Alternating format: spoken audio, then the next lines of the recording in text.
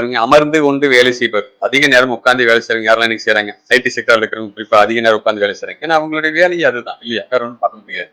ஆனா இதனால என்ன பாதிப்புன்னு கேட்டீங்கன்னா, நம்முடைய முதுகு தண்டுவடம் இருக்கு இல்லையா? அப்படியே கூன் விழுக ஆரம்பிக்கும். நிறைய பேத்துக்கு இப்ப அந்த பாதிப்புகள் இருக்கு. புரியுதுங்களா? அதே மாதிரி இரைப்பை, செரிமான மண்டலம் இதெல்லாம் பாதிக்கும். மூலாதாரத்துல அதிக சூடு உண்டாகும். மலச்சிக்கலை உண்டாக்கும். வேலைக்கு இடையில கொஞ்சம் கொஞ்ச நேரம் அப்படியே வாக்கிங் போறது. சின்னதா சிறு நடை போறதுக்கெல்லாம் கொஞ்சம் நேரம் ஒதுக்குங்க. இந்த நொறுக்கு தீனி இதெல்லாம் கொஞ்சம் கட் பண்ணிருங்க. ஏன்னா ரொம்ப முக்கியமான விஷயம். அதாவது தேவைப்பட்ட சூப் மாதிரி சாப்பிடலாங்க.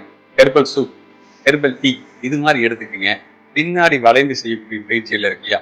பாருங்க உட்காந்து வேலை பார்த்துட்டே இருப்பாங்க. ஒரு 1/4 மணி நேரம், 1/2 மணி நேரத்துக்கு அப்புறமா ரிலாக்ஸா பாருங்க. இந்த நெத்தி முறித்தல் மாதிரி சடவெல்லாம் கொஞ்சம் ரிலாக்ஸ் பண்ணிட்டீங்களா, இந்த பாடி ஃபுல்லா வார்ம் அப் ஆயிருதா, நீங்க எவ்வளவு நேரம் உட்கார்ந்துட்டு இருந்தீங்களோ அதுக்கு நேர் மாற்றான ஒரு பயிற்சி மூலமாக உங்கள் ஆரோக்கியத்தை மீட்டுக் கொள்ள முடியும். கால்களை இப்படி கொஞ்சம் அகலமா வச்சுட்டீங்கன்னா தான் பின்னாடி வளைவதற்கு கொஞ்சம் வசதியா இருக்கும். பக்கத்துல வச்சுட்டீங்கன்னா பேலன்ஸ் பண்ண முடியாது.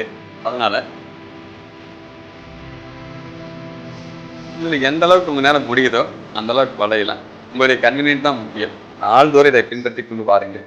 உங்கள் ஆரோக்கியமாக இருக்கும்.